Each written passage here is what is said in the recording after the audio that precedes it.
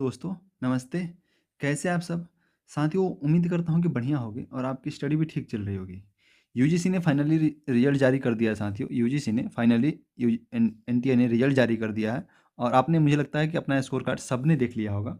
जिसका सिलेक्शन हो गया है, जो लोग सेलेक्ट हो गए हैं, जिसका जेआरएफ हो गया, जिसका नेट हो गया, उनको कांग्रेचुलेसन। और जिनका नहीं हुआ है साथियों, वो परेशान एक एक क्वेश्चन 2 क्वेश्चन से रह गए हैं, वो उनको परेशान होने की ज़रूरत नहीं है। जून जो है ज़्यादा दूर नहीं है। जून 4 महीने बचा हुआ है साथियों। आप टारगेट करिए कि जो 1-2 2-4 क्वेश्चन से रह गए हैं, वो उसको वो दूरियाँ जो है उसको मिटाई जाए और अब जो है हम 1 टू 5 यानी 125 क्वेश्चन को टारगेट करके चल रहे हैं। क्योंकि देखिए, अगर आपका 1-2 नंबर से रुका है तो भी आपको उतना ही मेहनत करना है। जो लोग जिसका 10 नंबर, 20 नंबर, 30 नंबर, 40 नंबर से रुक गया है, नहीं हो पाया है, बहुत कम मार्क्स है, ओनली पीएचडी हुआ है साथियों, उन लोगों से स्पेशल रिक्वेस्ट मैं करना चाहता हूँ कि आप ज़्यादा मेहनत करिए। क्योंकि देखिए, आपको इस कैटेगरी में शामिल होना है। अगर आप अभी 90 के अराउंड है तो आपको अभी लगभग 30 क्वेश्चन आपको प्लस करने होंगे, तब जाकर अनरिजर्व से जेआरएफ के करीब पहुंचिएगा। पॉलिटिकल साइंस से मैं बोल रहा हूँ साथियों। इसीलिए आप पढ़ाई पे ज़्यादा कंसंट्रेट करिए, ज़्यादा ध्यान दीजिए, ज़्यादा ज़्यादा मेहनत करिए साथियों। चलिए हम स्टार्ट करते हैं। आज हम जो पॉलिटिकल साइंस का यूनिट 1 क्लास जो चला रहे हैं साथियों, उसी में अगला जो कड़ी है वो है कंसेप्ट ऑफ जस्टिस का। ये हमारा second third class, last third class होगा साथियों। इसके बाद से 2 क्लास और है। इसके बाद से हमारे यूनिट 1 जो है पॉलिटिकल साइंस का यूनिट 1 थियरी वाला खत्म हो जाएगा। साथियों, आज हम जस्टिस को देखेंगे, कंसेप्ट ऑफ जस्टिस जो है उसको हम देखेंगे। और मैं आपको गारंटी दे रहा हूँ साथियों कि पूरे यूट्यूब पे जो मैं पढ़ाऊँगा उससे बेटर नोस्ट और बेटर क्लास फ्री में आपको नहीं मिलेगा कहीं भी। आप बस मेरे साथ बने रहिए। हम जून के लिए 85 क्वेश्चन टारगेट कर रहे हैं केवल पॉलिटिकल साइंस में, और 30 से 35 क्वेश्चन हम टारगेट करेंगे पेपर 1 में। जो हमारा जो कुल मिला के थोड़ा बहुत इधर उधर होगा तो भी हमारा 120 प्लस क्वेश्चन सही होना चाहिए साथियों। तो चलिए, कंसेप्ट ऑफ जस्टिस साथियों, इसको देखते हैं। एक बात आप ध्यान रखिए, जस्टिस शब्द जो है, जस्टिस शब्द का उदाहरण राजनीति दर्शन के एक अभिन्न अंग है। यानी कि राजनीति की कल्पना बिना जस्टिस के नहीं किया जा सकता साथियों। इसकी जड़ें हमको ग्रीक एज में ही देखने को मिलती है। ग्रीक एज मतलब अरस्तु, प्लेटो, सुकरात के समय न्याय की अवधारणा जो है वो देखने को मिलती है। जब हम अरस्तु को पढ़ेंगे, प्लेटो को पढ़ेंगे और भी थिंकर्स जो है पढ़ेंगे, तो हम वहाँ पे इसको सेपरेटली देखेंगे कि अरस्तु ने न्याय के बारे में क्या बोला है, प्लेटो ने न्याय के बारे में क्या बोला है। यहाँ हम एक कंसेप्ट देखने जा रहे हैं और जस्टिस को देखने जा रहे हैं। जस्टिस कंसेप्ट, जस्टिस के बारे में अगर अरस्तु बोलता है तो क्या बोलता है, जस्टिस और रॉल्स बोलता है तो क्या बोलता है, नारीवादी बोलेगा तो क्या बोलेगा, मार्क्सवादी बोलेगा तो क्या बोलेगा। यानी कि हम एक ब्रॉडली कंसेप्ट देख रहे हैं जस्टिस के बारे में। देखिए, प्लेटो जो बोलता है जस्टिस के बारे में, वो कहता है कि वन पर्सन वन वर्क, अगर ये हो रहा है तो जस्टिस है। थोड़ा सा ध्यान से समझिएगा, हम यहाँ पे प्लेटो पढ़ने के लिए तो नहीं आए हैं, क्योंकि प्लेटो हमारा थिंकर्स है और थिंकर्स में ही पढ़ेंगे ठीक से। पर हाँ, इतना समझ मैं समझाना बिल्कुल चाहूँगा कि वन पर्सन वन वर्क का मतलब जो जस्टिस बोल रहा है प्लेटो, उसका मतलब क्या है। देखिए साथियों, वन पर्सन जैसे कि प्लेटो जो है, प्लेटो बोलता है कि समाज में 3 वर्ग है। जैसे इंसान के अंदर 3 गुण हैं, 3 क्वालिटी है, उसी जैसे एक इंसान के अंदर कोई मानव है, उसके अंदर 3 क्वालिटी है। और एक है विवेक, है उसके अंदर विवेक है, ठीक है। दूसरा है उसके अंदर शक्ति, जो पावर है, मतलब फिजिकली जो मजबूत है उसको वो बोल रहा है, जिसको साहस बोलता है साथियों, जिसको वो साहस बोलता है। जो पावरफुल फिजिकली जो मजबूत है उनको वो साहस बोल रहा है। और तीसरा जो है वासना है, वासना। साथियों, इसको हम जब प्लेटो को पढ़ेंगे तो और डिटेल से पढ़ेंगे। ये कह रहा है कि ये जो जिनके पास, जिस व्यक्ति के पास विवेक है, वो क्या करे, वो शासक बनेगा, यानी कि शासन का कार्य करेंगे। जिसके पास साहस है, जिनके पास कवरेज है, वो क्या करेंगे, वो सेना में जाएंगे। और जिनके पास वासना है वो उत्पादन के कार्यों में उत्पादन का कार्य करेंगे। अब देखिए, ये जो जस्टिस बोल रहा है कि वन पर्सन वन वर्क, यानी कि जिसको जो काम दिया गया है वो काम वही करे, दूसरा काम नहीं करे। ये नहीं कि साहस वाले व्यक्ति जो सेना में काम करता है वो शासक बन जाए, और या फिर साहस में उत्पादन के कार्यों में लग जाए, वासना वाले साथ सेना में चले जाए या फिर शासक का काम करे, ऐसा नहीं है। प्लेटो के जस्टिस का मतलब है कि जिसको जो काम दिया जा रहा है वो अपना कार्य करे, यही न्याय है। प्लेटो यही न्याय बोल रहा है। तो होपफुली आप इस चीज़ को समझ रहे हैं साथियों। जब हम प्लेटो को पढ़ेंगे तो वहाँ पे और गहराई से इसको देखेंगे। फिलहाल आप इन्हें समझिए कि one person one one work को ही प्लेटो न्याय बोल रहा है। अरस्तु के न्याय के बारे में थोड़ा सा देखते हैं साथियों। अरस्तु देखिए, अरस्तु क्या बोल रहा है, अनुपातिक न्याय की। अनुपातिक का मतलब क्या हो साथियों, अरस्तु अनुपातिक न्याय की बात करता है। मतलब ये है कि अरस्तू के कहने का मतलब कि जो न्याय है वो अनुपातिक है कैसे? तो सपोज़ कीजिए कि कोई अरस्तू कहता है कि देखो ये लोग जितने भी ग्रीक के एज में जो थिंकर्स हैं अरस्तू, प्लेटो, ये लोग असमानता को प्राकृतिक मानते हैं और असमानता को प्राकृतिक मानते हैं। ये कहते हैं कि जिसको जितना औकात है उसको उतना ही दिया जाए, यानी कि अनुपातिक है। अगर कोई राजा है तो उसके लिए न्याय अलग है, यानी कि उसको उसके लेवल का न्याय दिया जाना चाहिए और कोई अगर सैनिक है तो उसके लिए उसके उस जो सैनिक है उसके अकॉर्डिंग उसको न्याय देना चाहिए, यानी कि अनुपातिक न्याय की बात कर रहा है। जिसको जिस लेवल का जो व्यक्ति है उसी लेवल का उसको न्याय मिलना चाहिए, ये अरस्तू बोल रहा है साथियों। हम जब अरस्तू को पढ़ेंगे तो वहाँ पे भी इसको डिटेल से देखेंगे, अभी हम केवल कंसेप्ट जान रहे हैं। आगे देखिए, कह रहा है कि न्याय जो है आधुनिक न्याय की बात कर रहा है। समकालीन राजनीतिक चिंतन में न्याय का संबंध समाज में वस्तुओं, सेवाओं, अवसरों, लाभों, शक्ति और सम्मान के आवंटन से है। समझ पा रहे हैं? आधुनिक न्याय, ये जो न्याय यहाँ पे अलग है, वन पर्सन वन वर्क का, यहाँ पे अनुपातिक न्याय की बात करता है। आधुनिक न्याय मेडाइवल इंडिया में जाते हैं तो कोई और, मेडाइवल हिस्ट्री में जाते हैं तो कोई और किसी और प्रकार का न्याय के जैसे, और जो हम जाएंगे वहाँ पे तो वहाँ पे पढ़ेंगे। लेकिन आधुनिक न्याय की जब बात करता है आधुनिक न्याय, तो आधुनिक न्याय में कह रहा है कि आधुनिक न्याय का मतलब हुआ जो वस्तु है, सेवा है, अवसर है, लाभ है, शक्ति है और सम्मान है, इसको समाज में बांटा जाए, तो समाज में जो बांटा है उसको आवंटन जो है वो न्यायपूर्ण तरीके से किया जाए, तो उसको न्याय बोल रहा है। आधुनिक न्याय में यही है कि इन चीज़ों को बंटवारा जो है वो सही ढंग से होना चाहिए, सबको बराबर मिलना चाहिए, सबको समान मिलना चाहिए। ये आधुनिक न्याय का कंसेप्ट है साथियों। आगे बढ़ते हैं तो हम देखते हैं यहाँ पे देखिए, जब न्याय कहने का मतलब साथियों, जब हम न्याय बोलते हैं तो हम रॉल्स को, जनरली हमारे दिमाग में रॉल्स क्लिक करता है। और ये बात सही भी है क्योंकि आधुनिक जब हम थिंकर्स पढ़ेंगे, अभी रॉल्स को हमको अलग से ही पढ़ना है। हम रॉल्स का न्याय सिद्धांत यहाँ पे नहीं पढ़ने आए साथियों, एक बात मैं आपको क्लियर कर रहा हूँ। हम केवल रॉल्स का कंसेप्ट देखेंगे यहाँ पे, और रॉल्स को पढ़ेंगे तो रॉल्स को हम, क्योंकि अभी जो वर्तमान में जितने भी थिंकर्स हैं सब में अगर न्याय की अवधारणा को लेके हम जब देखेंगे तो सबसे टॉप पे रॉल्स ही आता है। तो इसीलिए रॉल्स को अलग से हम पढ़ेंगे, और रॉल्स हमारा सिलेबस है, यूजीसी में सिलेबस भी है, रॉल्स को पढ़ना भी है, रॉल्स का न्याय सिद्धांत। पर अभी हम देख रहे हैं कि वितरणात्मक न्याय, रॉल्स का वितरणात्मक न्याय, यानी कि रॉल्स न्याय कहने का मतलब कि हम अभी हमारा दिमाग जो क्लिक कर रहा है वो रॉल्स के बारे में ही क्लिक कर रहा है। तो रॉल्स का वितरणात्मक न्याय देखिए, इसका एक बुक है और बड़ा ही फेमस बुक है साथियों, यूजीसी ने इसको बार बार पूछा हुआ है। अब तो इतना हो गया है कि हर बच्चा जो यूजीसी का प्रिपरेशन कर रहा है उसको ये बुक का नाम याद होगा, the theory of justice, a theory of justice, sorry, a theory of justice, और 1971 में लिखा गया है बुक है। इसको आपको एकदम जुबान पर रखना साथियों, इसको याद ही रखना। देखिए ये डिस्ट्रीब्यूटिव जस्टिस की बात करता है, यानी कि वितरणात्मक न्याय की बात करता है। इसे प्रक्रियात्मक न्याय का भी सिद्धांत कहते हैं। प्रक्रियात्मक न्याय प्रोसीजरल जस्टिस की बात भी इसको बोलते हैं, जस्टिस के सिद्धांत पे बोलते हैं। रीजन देखिए साथियों, क्योंकि ये जो है ये जब डिस्ट्रीब्यूट करता है चीज़ों को, जैसे अभी मैं ऊपर आधुनिक आधुनिक न्याय का डेफिनेशन जब दिख रहे थे कि आधुनिक राजनीतिक चिंतन में न्याय का संबंध समाज में वस्तुओं, सेवाओं, शक्तियों आदि के बंटवारे से, आवंटन से है। तो इसी तरह से कह रहा है जब ये बांटने की बात करता है तो ये जिस प्रोसेस को अपना रहा है, अगर बांटने में सपोज कीजिए कि कोई चीज़ है, कोई वस्तु है, कोई अवसर है, कोई अपॉर्चुनिटी है, उसको हम समाज में बांट रहे हैं, तो बांट किस तरीके से है उस प्रोसीजर के बारे में भी रॉल्स बोलता है, इसीलिए इसको प्रोसीजरल जस्टिस भी बोलते हैं। देखिए ये कह रहा है क्योंकि ये फेयरनेस को ध्यान में रखता है, फेयर तरीके से ध्यान में रखते हुए अज्ञान के पर्दे का सिद्धांत जब हम रॉल्स को पढ़ेंगे साथियों तो वहाँ पे बड़े ही ध्यान से देखेंगे। अभी हमको थोड़ा सा आपको यहाँ पे समझाएगा बस, केवल इसीलिए कि आप रॉल्स के वितरणात्मक न्याय को समझ पाए। तो देखिए ये प्रोसीजर को भी ध्यान में रखता है, यानी कि जिस प्रोसीजर के थ्रू समाज में इन चीज़ों का आवंटन किया जा रहा है उस प्रोसीजर को भी ध्यान में रखता है, उस प्रक्रिया को भी ध्यान रखता है। फेयरनेस तरीके से बांटा जाना चाहिए और डिस्ट्रीब्यूटिव हो, वो जिसको ये डिस्ट्रीब्यूटिव जस्टिस कर रहा है, यानी कि जो बांटा जा रहा है सामान उसको फेयर तरीके से ही बांटा जाए, ये रॉल्स बोल रहा है। अज्ञानता के पर्दों का देखिए क्या कह रहा है ये, इसको थोड़ा सा हम समझ लेते हैं साथियों, बड़ा डिटेल से तो नहीं घुसेगा यहाँ पे। ये क्या बोल रहा है कि एक यहाँ पे दीवार खड़ी कर दो, सपोज करो कि ये दीवार है और इसके पीछे जो लोग हैं, यहाँ पे जो लोग हैं उनको ये नहीं पता है कि ये अज्ञानता का पर्दा है, ये पर्दा जो है ये पर्दा जो है अज्ञानता का पर्दा है, और उनको ये नहीं पता है कि आगे चलकर हमारा स्थिति क्या है। सपोज कीजिए कि यहाँ पे एक राम है, एक लड़का है, श्याम है, ये और कोई एक्स वाई जेड मान लो, और इन लोगों को नहीं पता है कि हम आगे जाके कोई हो सकता है कि अंबानी के जैसा बिजनेसमैन बन जाए, कोई अडानी बन जाए, और कोई गरीब बन जाए, कोई भिखारी बन जाए। तो इनको ये नहीं पता है कि हमको जब हम पर्दे के बाहर जाएंगे तो वहाँ पे हमारा क्या स्टेटस होगा।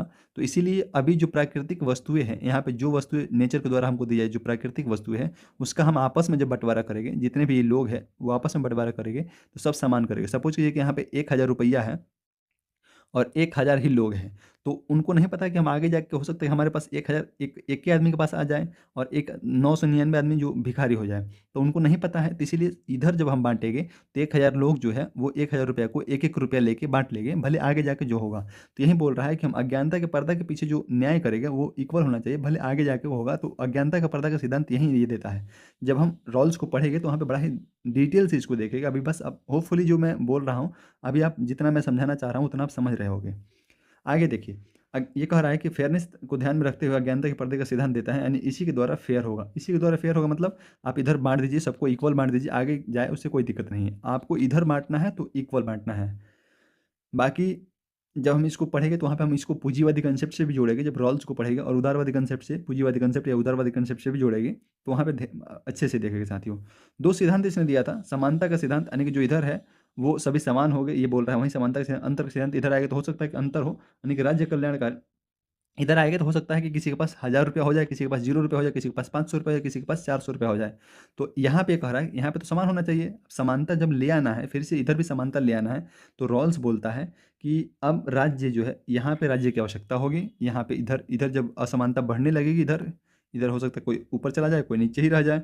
तो यहाँ पे जब असमानता बढ़ेगी तो यहाँ पे राज्य की आवश्यकता होगी, और राज्य जो है वो कल्याणकारी कार्य करेगा। जैसे किसी के पास अगर 0 रुपया है, भिखारी है, 0 रुपया है, उसके पास एक भी पैसा नहीं है, और किसी के पास हो सकता है कि मिलियन ऑफ डॉलर हो जाए। तो ये कह रहा है कि ऐसा करो कि राज्य जो है वो कल्याणकारी करो, यानी कि इसको भी बेसिक चीज़ दो। जिसके पास 0 रुपया है, जिसके पास खाने को नहीं है, उसके पास बेसिक नीड्स जो है उसका पूरा करो। शिक्षा, स्वास्थ्य, इस तरीके से जो भी बेसिक नीड्स है उसको पूरा करना राज्य की दायित्व है। और वो कब करेगा? कल्याणकारी कार्य करके राज्य करेगा।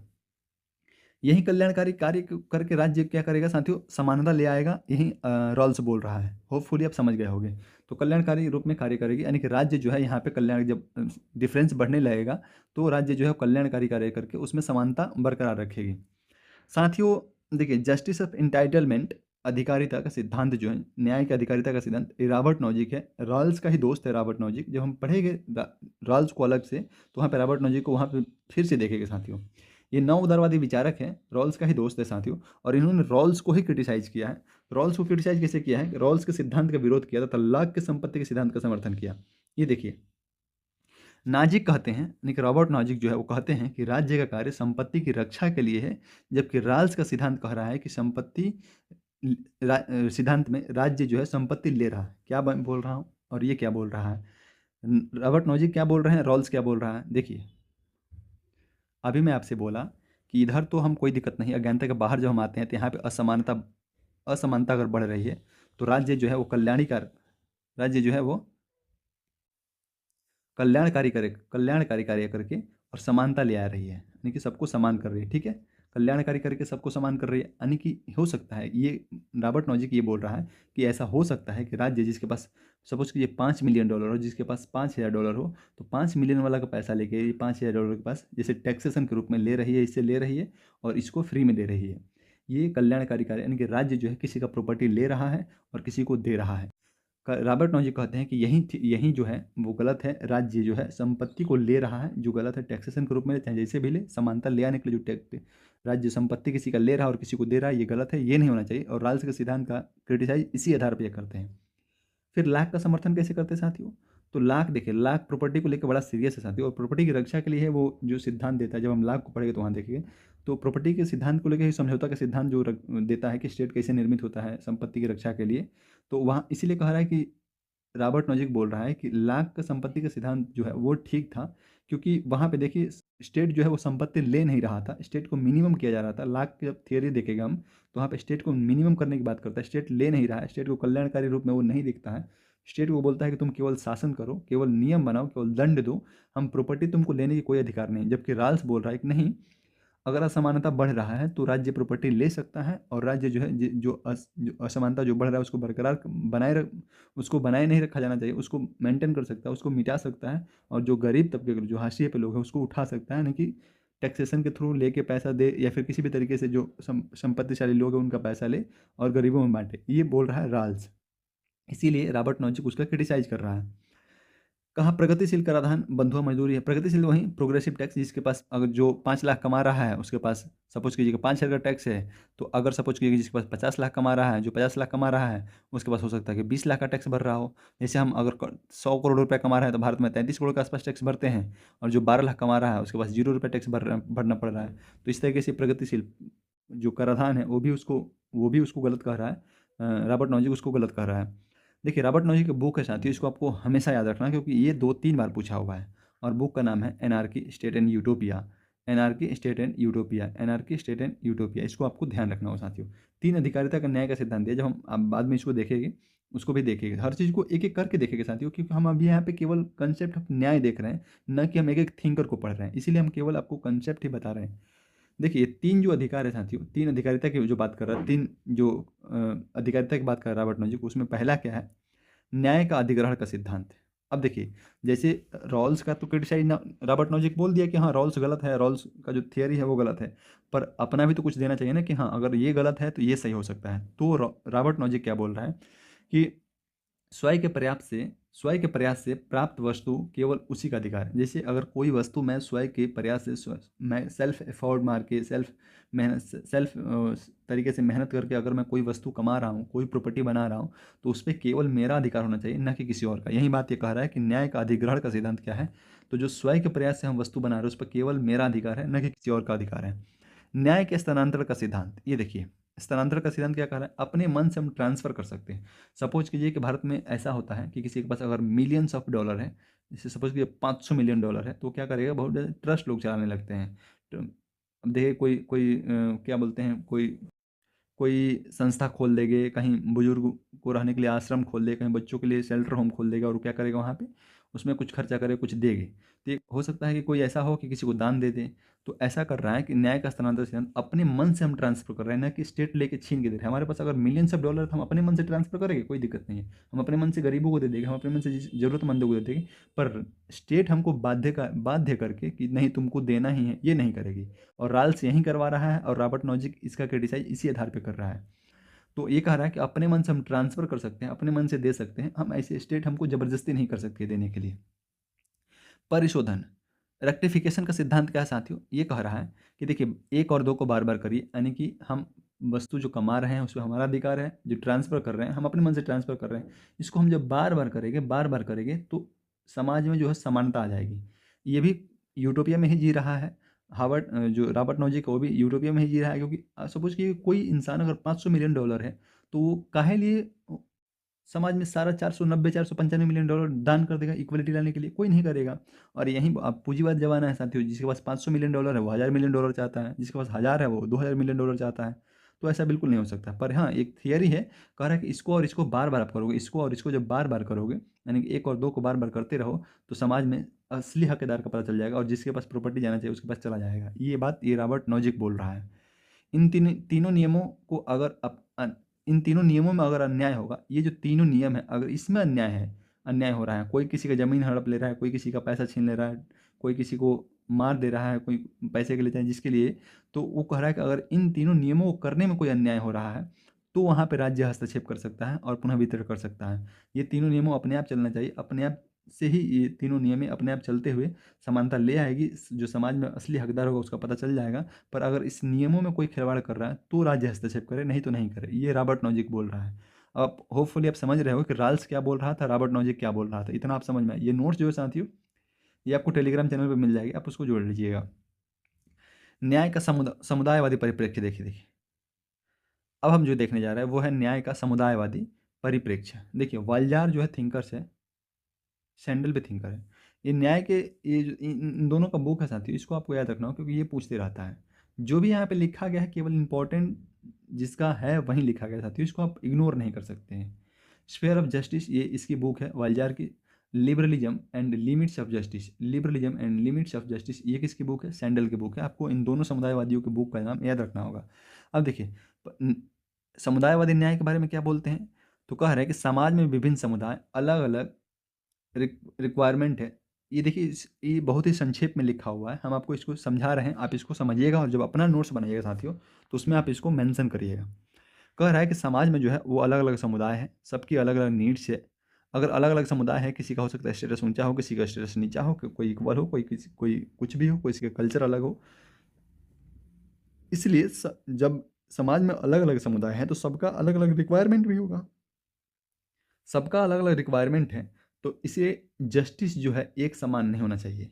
जस्टिस अलग-अलग होना चाहिए। जस्टिस की कोई यूनिवर्सल डेफिनिशन नहीं होना चाहिए। जस्टिस का कोई यूनिवर्सल थियरी नहीं होना चाहिए। ये समुदायवादी बोल रहे हैं। हम जब से समुदायवादी को पढ़ते आ रहे हैं साथियों, तब से हम एक ही बात बोल रहे हैं कि ये लोग यही बात बोले कि अलग-अलग चीज़ है, तो अलग-अलग हिसाब से देखा जाना चाहिए। तो यहाँ पे भी न्याय के सिद्धांत में यही बोल रहा है कि समाज में विभिन्न समुदाय हैं, सब अलग-अलग, सबका अलग-अलग रिक्वायरमेंट है, और रिक्वायरमेंट के अकॉर्डिंग उनको डिफरेंस जस्टिस मिलना चाहिए, यानी कि इक्वल जस्टिस, इक्वल ट्रीटमेंट नहीं किया जाना चाहिए।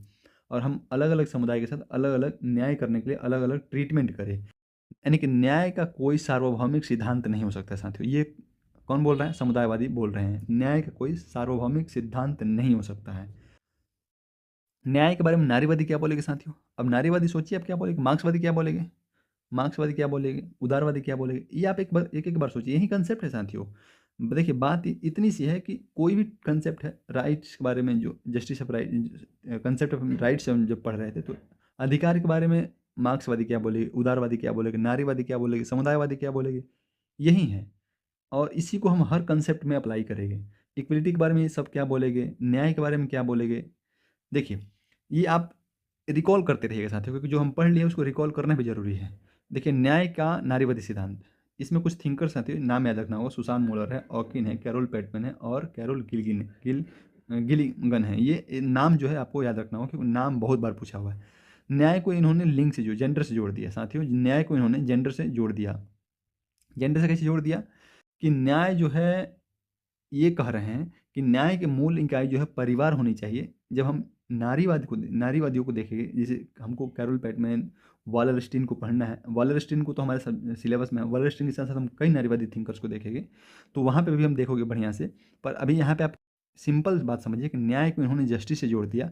और मोरल मोरल एक थिंकर साथियों ये कह रहे हैं कि न्याय की मूल इकाई जो है परिवार होनी चाहिए, न कि राज्य होने चाहिए। राज्य, जैसे हम सपोज कीजिए कि स्टेट लेवल, राज्य अपने स्तर पे न्याय कर रही है महिलाओं और पुरुषों के बीच में, लेकिन ये कह रहे हैं कि नहीं, भेदभाव और डिस्क्रिमिनेशन जो है वो परिवार स्तर से ही शुरू हो जाता है। इसलिए न्याय का जो मूल इकाई होना चाहिए वो परिवार होना चाहिए। यानी कि पितृसत्ता जो है उसको ख़त्म करो, पहले महिलाओं को अधिकार दो, वहाँ पे भी पितृसत्ता जो है उसको ख़त्म करो, महिलाओं को अधिकार दो। तो ये सब चीज़ें होनी चाहिए, परिवार स्तर होना चाहिए, परिवार मूल इकाई होना चाहिए न्याय करने के लिए, न कि स्टेट होना चाहिए। कैरोल पैटमैन, सेक्सुअल कॉन्ट्रैक्ट साथियों, ये उनका बुक का नाम है, सेक्सुअल कॉन्ट्रैक्ट, ये बुक का नाम है, बुक का नाम याद रखिएगा। को सामाजिक अनुबंध के उदार के विचार को चुनौती दी, और इसमें महिलाएं नहीं है, क्योंकि इसमें महिलाएं नहीं। देखिए क्या कर रहे हैं, कह रहा है कैरोल पैटमैन जो है वो सामाजिक अनुबंध, जो सोशल कॉन्ट्रैक्ट है, इसके जो उदारवादी विचार है, उदार विचार है, उसको ये चुनौती दिया, क्योंकि ये बोल रहा है कि यहाँ पे कहीं महिलाएं है ही नहीं। महिलाओं को यहाँ पे न्याय नहीं मिल रहा है, महिलाओं को नीचे दिखाया जा रहा है, महिलाओं के पास प्रॉपर्टी राइट नहीं है महिलाओं को। क्योंकि आजकल का आप देखिएगा 99% वर्ल्ड का जो पॉपुलेशन है वो भारत में, तो आप ऐसे भी देख लीजिए भारत में पितृसत्ता कितनी गहराई से घुसा हुआ है। उसको निकाल फेंकना मुझे लगता है कि वर्षों का काम हो जाए। भले आप देखिए थियोरेटिकली ऐसे भावनात्मक रूप से कुछ भी बात करें, पर समाज में जब ग्राउंड लेवल पर जाइएगा तो बात यही है कि भाई पितृसत्ता नहीं गई है, और मुझे लगता है कि अभी कितना साल तक नहीं जा पाएगी। तो इसीलिए ये बोल रही है कि महिलाओं को इसमें कुछ नहीं है, महिलाओं को यहाँ पे नहीं है, इसको चुनौती देता है ये जो है सेक्सुअल कॉन्ट्रैक्ट में। कैरोल गिल्गिन की बुक है साथियों, इन अ डिफरेंट वॉइस। ये बुक आपका नाम याद रखना, ये भी वीआईपी पे है, इस बुक को आपको याद रखना होगा। इन्होंने स्वतंत्रता के बजाय देखभाल की नैतिकता की बात की है। कह रहे एक महिलाओं को स्वतंत्र करने के बजाय आप उनकी देखभाल की नैतिकता जो है उस पर बात करते हैं। कह रहे उनको स्वतंत्रता मत दो भले, पर उनकी नैतिक रूप से उनकी देखभाल कर दो, इसकी बात करते हैं। ग्लोबल जस्टिस, देखिए साथियों, मैं जब पीछे भी जब हम कई क्लासों में आपको बताए थे कि यूएनओ हो गया, आईएमएफ हो गया, है ना, इंटरनेशनल बहुत सारे ऑर्गेनाइजेशन है जहाँ पे न्याय की कमी है, जहाँ पे डेमोक्रेसी की कमी है। जब हम डेमोक्रेसी पढ़े तो वहाँ पे भी देखे थे। तो ग्लोबल जस्टिस, थॉमस पोगे एक विचारक के साथियों, इनका नाम आपको याद रखना होगा, और इनकी बुक जो है वो याद रखना होगा, world poverty and human rights, ये इनकी बुक है। और इसी आगे भी है इसमें कॉस्मोपॉलिटन रिस्पॉन्सिबिलिटी एंड रिफॉर्म, ये बुक पूरा ही बुक है साथियों। ये में वैश्विक न्याय का विचार देते हैं। वैश्विक न्याय मतलब वैश्विक स्तर पर न्याय होना चाहिए, जिम्मेदारी, संसाधन, संपद। देखिए वो इसमें क्या है कि कोई राष्ट्र जो है वो बहुत गरीब है, जैसे अफ्रीका आप महाद्वीप में चले जाइएगा, अफ्रीका महाद्वीप में चले जाइएगा तो सारे राष्ट्र लगभग लगभग गरीब है। वहीं आप नॉर्थ अमेरिका में चले जाइए, साउथ अमेरिका में चले जाइए, तो उसमें भी कुछ राज्य गरीब है, लेकिन कुछ स्टेट इतने पावरफुल है। यूरोप में चले जाइए, सारे स्टेट पावरफुल है। धनवान है, संपन्न है। तो वहीं कह रहा है स्टेट जो वैश्विक लेवल पे जो है वो न्याय नहीं है, समानता नहीं है, और उसको समानता लाने के लिए क्या करना होगा, जिम्मेदारी संसाधन संपन्न राष्ट्रों के हाथों में है, क्योंकि जिस राष्ट्र के पास संसाधन नहीं है वो बांटेगा क्या।